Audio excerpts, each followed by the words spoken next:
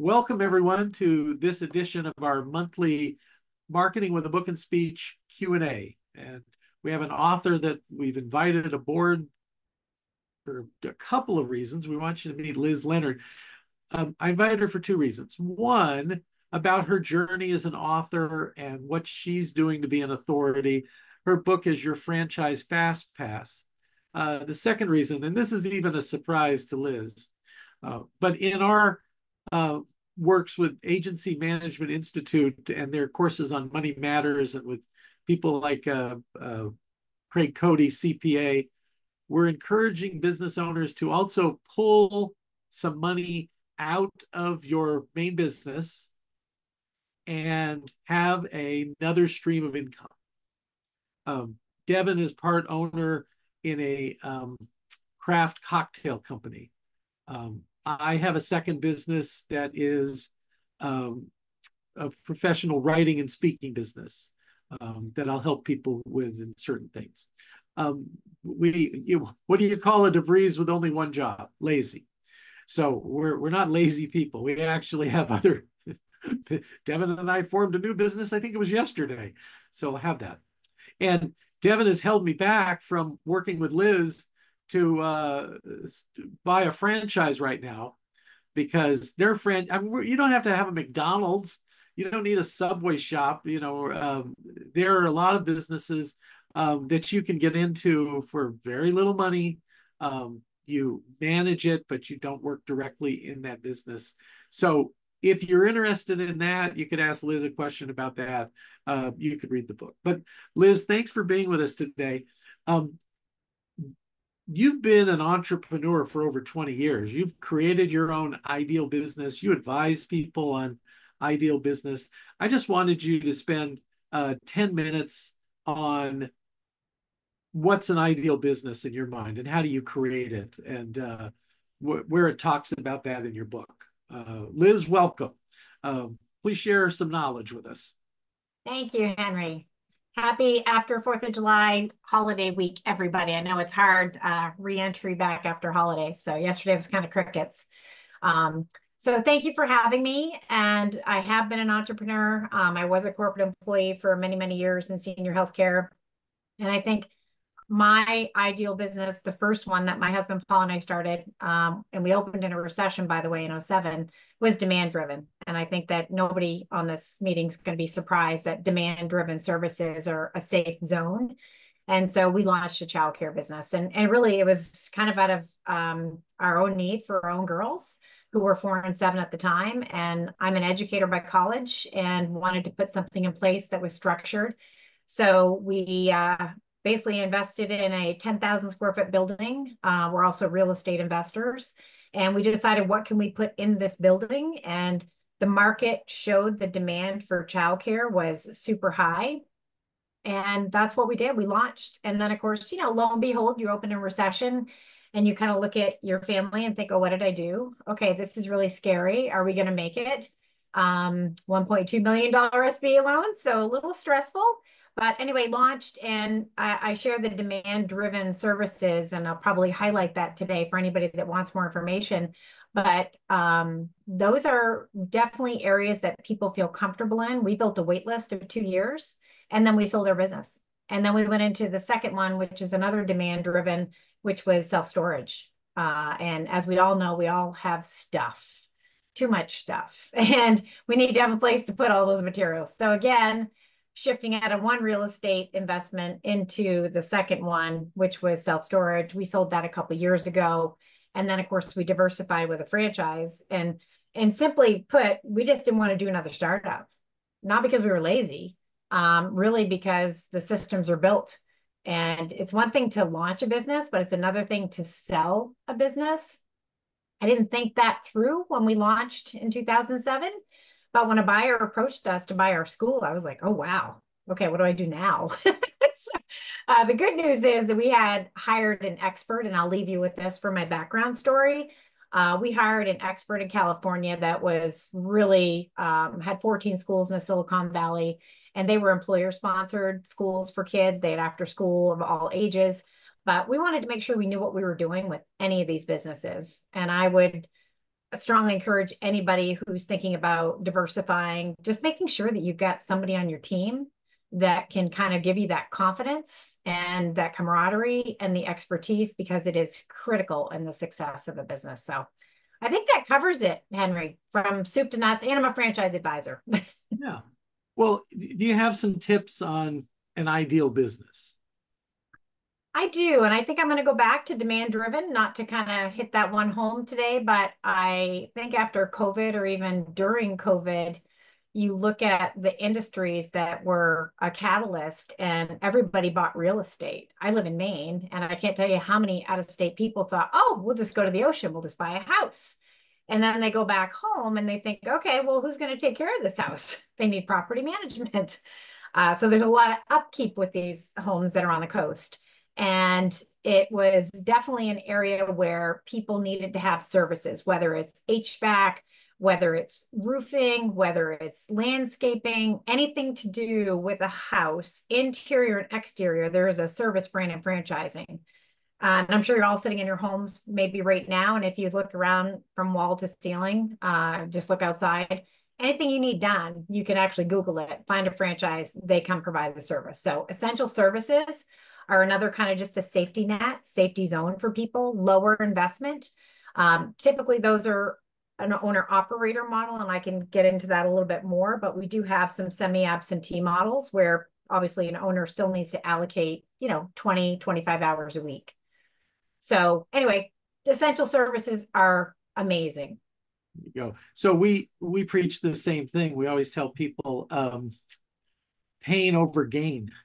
If there's some pain, if there's some problem you can solve, we also say want over need. Want over need. They want it, not just you say, well, they need it, but they actually want it. If you have to convince people that they need it, that's not an ideal business to me. You've got a tougher path to go on there. Liz, why did you write a book? So you have models, you have things going on, but you wanted to be an authority in the space. What was your motivation? Well, during COVID, I was still coaching, probably 10 to 12 people a year. And I wanted to make sure people were making the right decisions. And we give people a roadmap, if you will, a blueprint of you should do X, Y, and Z. Make sure you turn over every rock, ask these questions. So I built a portal, very simple portal. It's not rocket science, but as an educator, I wanted to make sure people could actually view all the steps to investigating a franchise brand. It's heavily regulated by the Federal Trade Commission. There's a lot of steps to it. And so I just put all the pieces together. There are 8 modules from A to Z, and then they can log in whenever they want. I don't have to email them all these documents and things. Please read this. And then everybody's like, oh, it's in my spam. Can you mail it again? So I thought, okay, again, not rocket science. Let's just park the information. And many of the franchise companies do this too for training. Everything is in one space. So efficiency was really on my mind, education, helping people make informed decisions, giving them as much, resources and tools to make an informed decision. So I thought after we finished that, I have dreamed about writing a book. I am a teacher by college, and I do take an educational approach in pretty much everything I've done in my life. So senior care was my corporate career. We opened, obviously, our school, even self-storage. We're teaching people about things. And I thought, I'm going to use my book as a teaching tool. And then the best part about the book is I was able to interview 8 franchisees that I've placed throughout the years. And I just felt so grateful to have their time, their attention, but more importantly, to really tell their story, because it's about them and their why. So the book is really an essential guide to helping people, but they will have access to me. And I think really the bottom line with the book is to make sure you're working with an expert by your side with any investment, whether it's college, cars, homes, whatever it is. You just want to make sure you're working with someone that knows kind of the rules of the road.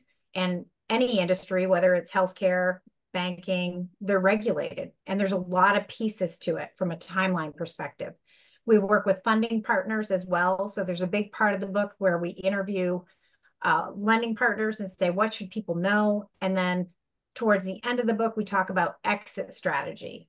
anybody that's looking to get into business, whether they're leaving their W-2, whether they're an investor, they have to think about the long-term game. What happens when I'm ready to get out? Our franchise is Kitchen Tune-Up. We do cabinet refacing, redooring, new kitchens. Our 10-year anniversary is coming up. We have a big decision to make. Do we exit? Do we continue? So there's a really kind of nice gem in the back. We also give people glossary of terms, how to read the franchise disclosure document, but I could elaborate more, but that's really the purpose of the book, is so it's something to have in your toolbox. Liz, you talking about franchises is like me talking about baseball. People better be careful if they corner us at a party and ask us too many questions about the subject, because they're going to hear a lot.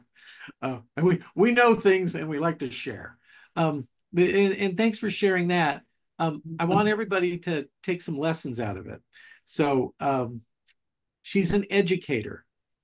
We've named the model that works for this the educating authority model, that you're generously sharing information. And what people don't know, I'm not doing a franchise commercial for you, but I'll throw this in. There's no cost to you to work with Liz. The model is that the franchise that you eventually buy will pay Liz for helping be the matchmaker, the yenta, if you will, for that. It's that industry's model. And so that's a generously helpful, relentlessly helpful model, which is also a takeaway if you could do that. So as part of that, people might think, well, why is Liz giving away her secret sauce in this book? Couldn't other franchise consultants read her book? Sure. But there's more people that Liz can help than she will ever be able to help in this lifetime. Third thing to take away, and I found out it's easier to get into a business than to get out.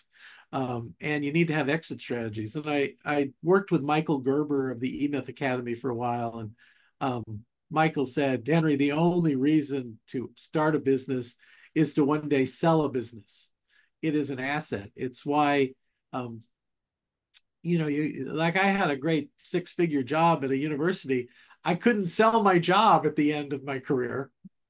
It was, it was like, thanks, here's your back vacation pay. That would have been it. So you always have that in mind. And I always like that old thing about the entrepreneur's creed is everything I own is for sale at the right price. So, if you do that. Okay, Liz, we're going to do an exit strategy session one time, and I'll invite you back. I'd love to have you. So now we're going to open it up to Q&A. Devin will monitor the chat. Probably if you put it in chat, that's best. We've got a nice big group today. Good to see you, Alex. I see Coco there. Good to see some members of the family. Devin, do we have any question for anybody? Is Eric raising his hand? No. I'm like the auctioneer. It was that. Okay. So I'll start off with the author's job really starts when the book is published. So writing the book and publishing the book is the starting line to this race and not the finish line. So Liz, tell us some of the things that you're doing to get eyeballs onto your book. Yes, I would be happy to share that. I have a database, probably like many people on this call. So we are obviously nurturing the database and offering the book for free. They just have to pay shipping. I have my own fulfillment center. Although people, if they want Audible or Kindle, they can certainly go to Amazon. We're not stopping them from doing that, but we thought it'd be nice to have some controls on that and monitor that. And obviously, lead generation is probably the major focus for me, is to educate more people. Timing, I think, is a really big factor for me in working with clients, because, depending on when they want to divest cash, when they get paid bonuses, whether they have, whatever their situation is, leaving their job, maybe early retirement.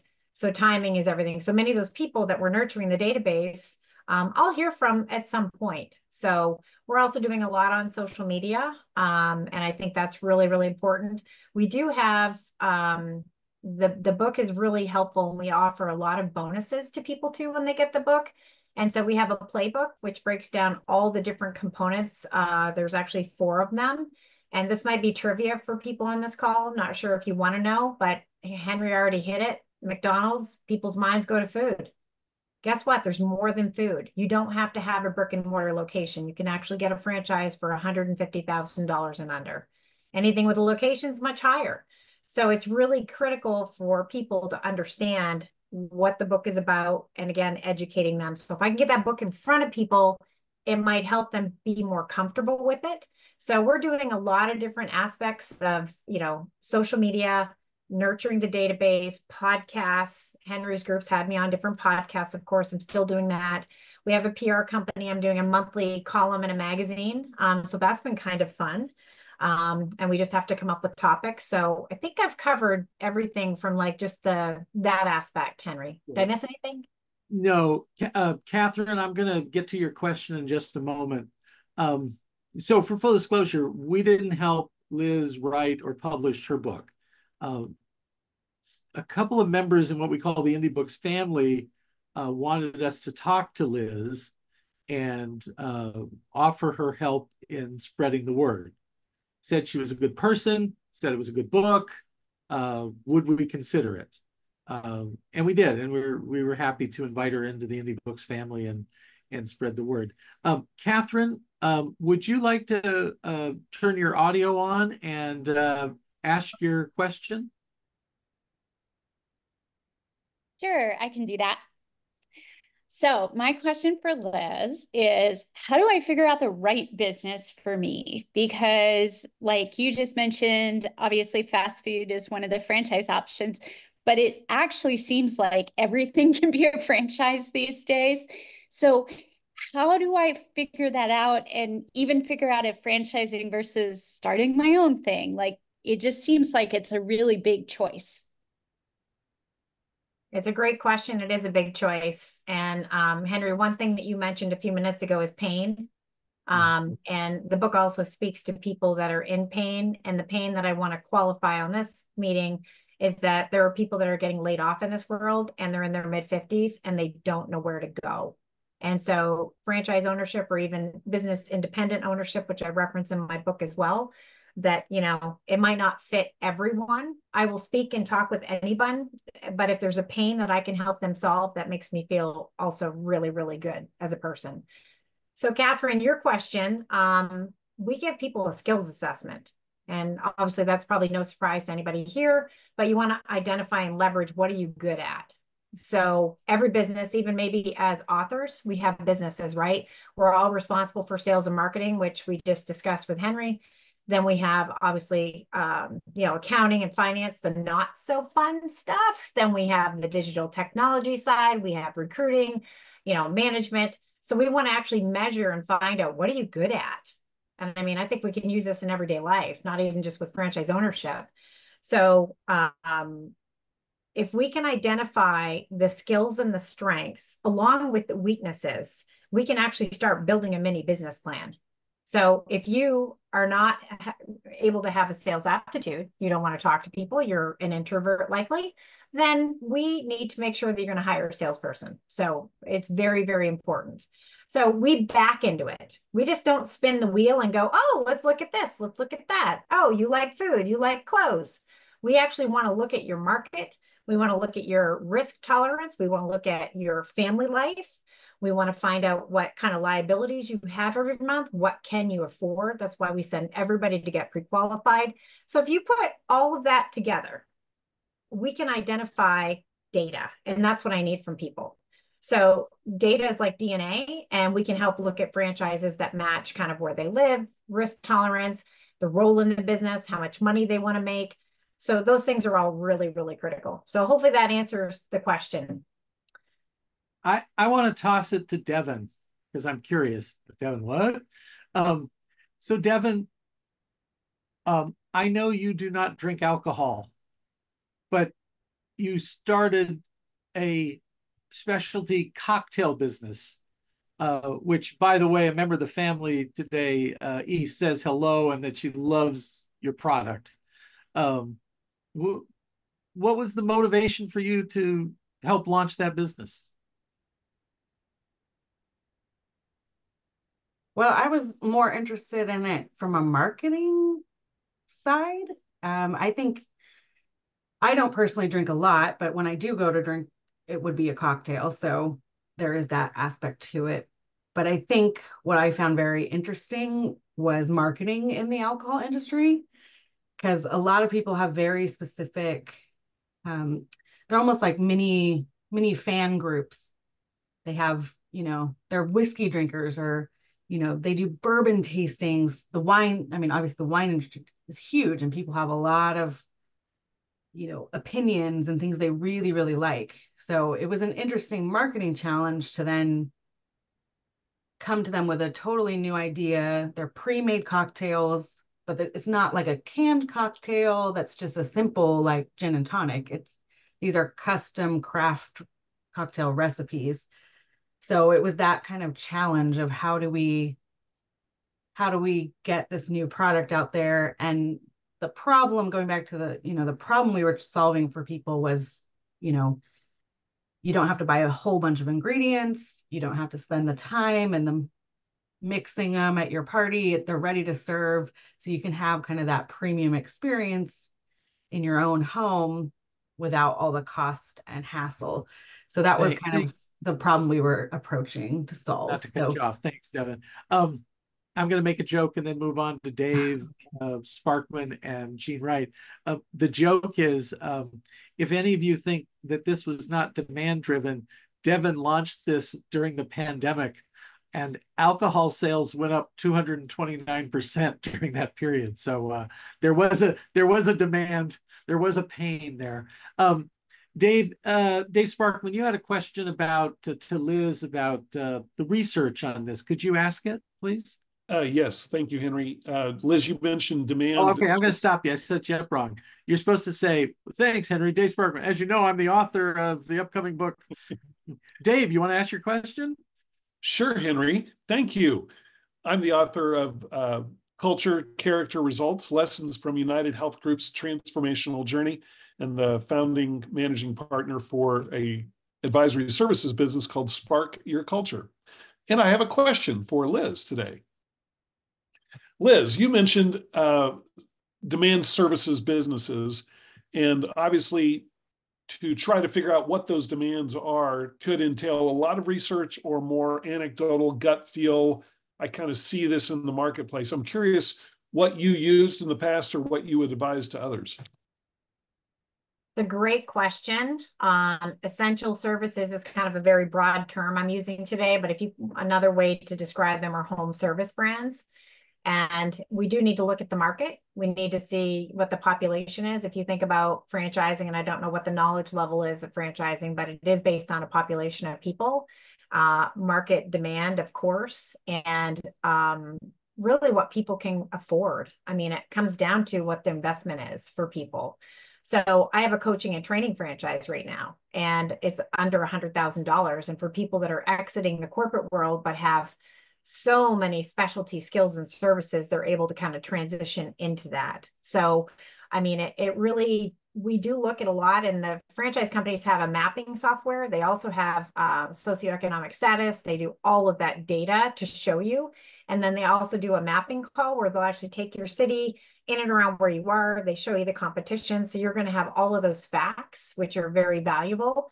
And one of the other best pieces to that process to kind of verify and validate what you asked is they're going to be interviewing franchise owners, and you can ask them anything. So what's your competition like? What are you charging? What's your year-over-year growth? Would you recommend that I buy this franchise? They might be in the next town over or the next state over, right? But you're getting inside information. So I don't know if that helps to answer that question. Oh, yeah, thank you. And I'll jump onto it too. So what I took away is that, like a lot of us, Liz, I would call you a data dude, that you did look at data. It wasn't just you did a focus group or you did 10 interviews with people. One of the things we look for, and we use David C. Baker from the Business of Expertise's formula, for a target market, are there 2,000 to 10,000 businesses in your target market? So I would imagine if you're going to open a franchise and it's for a certain target, you'd want to know how many are in maybe a geographic area if you're doing that. We're looking at a sub target market right now, and it says there are 250 to 350 businesses like this. What we haven't found yet is that nobody congregates those. There's no conference that these businesses go to. There's no publication they subscribe to. So with that data, that also makes it challenging to like, well, how are we going to reach them except going direct? And is it big enough? As they say, is the juice worth the squeeze? Let's go to Jean. Jean, would you ask your question, please? Thanks, Henry. And I'm Jean Wright. I'm the author of Selling Your Confidence. And I'd like to ask Liz about whether women are more attracted to go into the franchise world than men are. And if so, what do you attribute that to? I work with a lot of couples. It's really fun. They're all yin and yang. When we do the skills assessment, they're like, oh, they guess what their skills are. So it's fun. I have some great success stories on my website, which is yourfranchisefastpass.com. Great stories. They obviously, contributed the information and we put it on there by permission with their photos. A lot of couples, Jean. I am seeing more women. I have a couple of women that are in the senior care industry because that's another really, if you look back historically at one of those, and on our skills assessment, we'll find that women obviously are more of we call it a societal or a belonger. This is kind of my proprietary process, but I'm happy to share it with you. And if they need that type of business, I need to find something that is impact driven, mission driven, and purpose driven. And that's what they want. So it's why I went to school to be a teacher. And I think that, more and more women, but you'll see their stories on their Jean. But we have a lot of couples too. And I have 2 men that I helped place last year, and they reached out to me and they said, that thing that I didn't want to happen to my wife, she got laid off. And guess what? We're working in the business together and we love it. Scary because, she was in pharmaceutical. But now they're working it together and they can leverage both sides of that skill set. And that's the piece that I love. Thanks. So thanks for that answer, Liz. I want to pull out something there as a demonstration for everybody here. She talked about her website and she talked about it's filled with stories. So remember, human brains are hardwired for stories. So there are stories there. She got their permission. In financial services, when we write books, we do not use real people's names because of laws and regulations and things. But in a lot of us, we can get permission. I have permission from people to tell their story, use their name, use their quote, use their photo. She said she got photos. That just makes it so much more real. And then also, this is a quick thing where Liz is doing a TV show or like a podcast. But when she does a workshop, she can tell those real stories, and that is so profound. Okay, was there another question that we have here? I see Professor Emeritus Jim Ware is in the house. Jim, so good to see you. Coco, good to see you. Alex had a question. Oh, thanks. Alex, would you ask your question, please? Sure. Alex Olkran, author of the upcoming book, The 3 No's of Marketing, How to Maintain and Build Stable Business. Question is, the franchise, I spent the weekend with some friends up at Big Bear Lake, and the place was completely overgrown by the time they got up there. There was a lot of maintenance because they're only there, a couple weekends a month that need to happen. So I saw the immediate demand and need for what you were describing, Liz, in that circumstance. But my question is, why would I choose, if I wanted to get into that business of maintaining some level of a vacation home for someone else, why would I start a franchise as opposed to just going on my own? I'll give you a perfect example, there is a very large franchisor called Neighborly.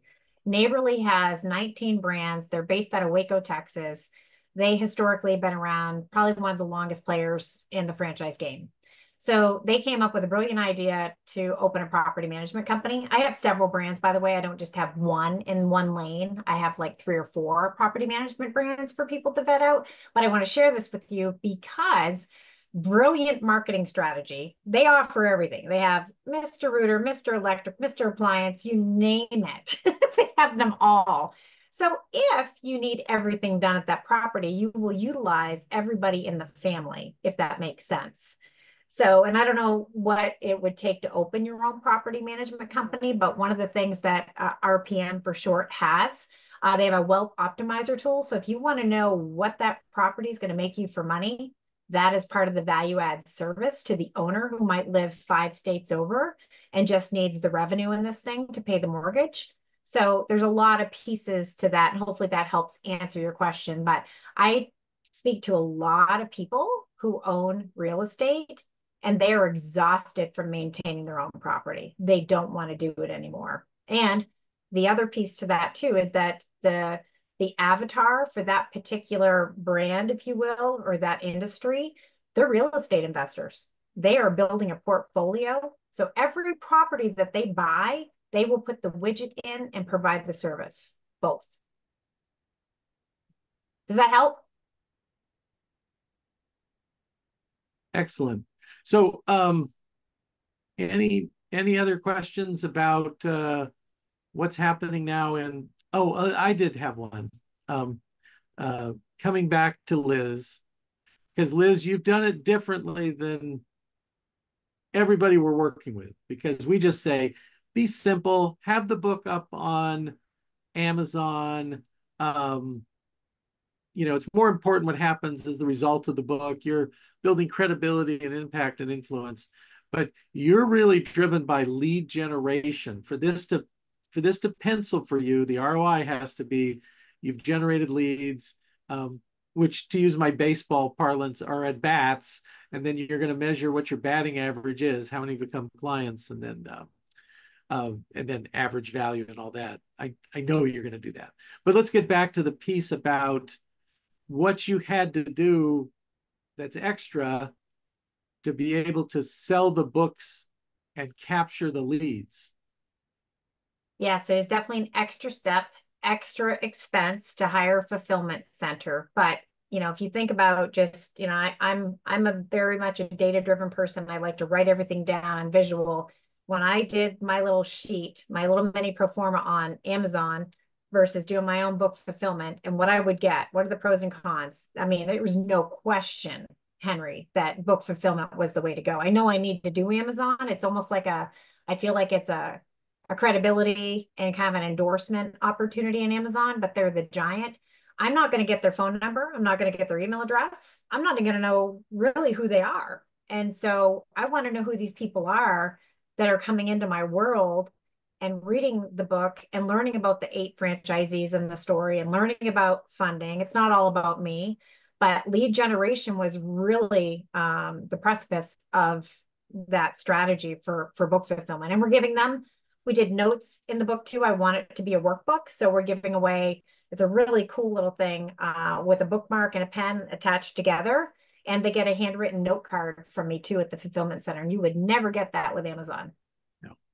Now, what some people do is they'll do like a QR code in a book and to a website, and that you can get bonuses and extra things on the website. But in our experience, at best, you're getting 10% of the people who bought the book, 1 in 10. And if somebody buys a book on franchising, back in the day, we would call that a hot prospect. We would call that a hot lead. That's a Glengarry, Glen Ross lead there, man.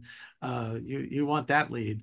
So, and no leads, and for everybody, just let's be sure to know, there is no such thing as a lay down lead. There's nothing you do that the lead will come in automatically sold, and Must have your training program on improving culture, Dave Sparkman. I, Daniel, I must have your exit planning services today. It's never going to happen. It's just going back to one of the first things Liz said, and this is our friends over at Predictive ROI preach the same thing. The most valuable business asset you have is not your building, it's not your files. I hope you're backing those up every night in the cloud. It's not even your customers. It's your prospect list. It's this list we all need to build that we gave valuable information away. They signed up for it. We told them and assured them that we weren't going to spam them, that they could get off the list anytime. We were just going to be generous and give them offers, like all of you. Non-selling zone today. You're not going to get a call. What are we going to do to get you in a book today? I don't know who preaches that, but some people do, because there's somebody telling people on LinkedIn that the first thing you do after people sign up is that you immediately offer them an in-depth meeting to explore. It's like, whoa, no. What I've started to do, somebody taught me this, is whenever I get those, I just respond with, what's your business model? And it scares 19 out of 20 away from having a next part of a conversation. I thought, like, didn't you want a conversation with me? I asked you a question. So those are just encouragements for all of us. We're all on this journey together. I'm going to do a last call for a question, and then I'm going to tie it up if I don't see a hand or anything coming out. Well, okay. Well, thank you for being with us today, Liz. This is very helpful. I'm going to have you back because you know stuff and you're willing to share it. We like that. Again, getting back to the ideal business, does it light you up? Does it energize you? Devin was interested in this, the business and marketing aspects of that industry. I know that because we're related, but I also know it because she spent her vacation before she was in this business at all. She spent her vacation and went to an alcohol convention. What was that convention called, Devin? It was the Nightclub and Bar Association. The Nightclub and Bar Association. And we kept kicking that around. And one of my authors just told me about his side project hobby one day, that he wanted to create a speakeasy. That's how it started. And I said, well, I'm not interested in investing, but I know someone you ought to talk to. And that has formed a business relationship and a good partnership. So then the other thing is need. One of my best friends runs an auto repair business, and he doesn't worry about the recession or the economy, because he says, you got to get your car repaired. Everybody's got to get somewhere. You got to have it. So look for something like that. And then also, as Dave Sparkman brought it to our attention, Liz talked about, you got to look at the numbers. Do the numbers make sense, that there's enough people there, there's enough of an interest that this would pencil? And I guess the fourth thing is any business, know that everything ends and there should be an exit one day. And that's not something that usually just happens. For many people, I've heard one figure, 3 out of 4, if they don't do anything about it, the business ends when they, as my financial advisor says, graduates. He said, Henry, if you should graduate before Vicky, I go, oh, Jim's an educator. We got one more graduation to go, Jim. One more commencement. I hope we get to wear our cap and gown again. Okay, so that's it for today. Thanks for joining us. Next month, we do these the first Tuesday of every month.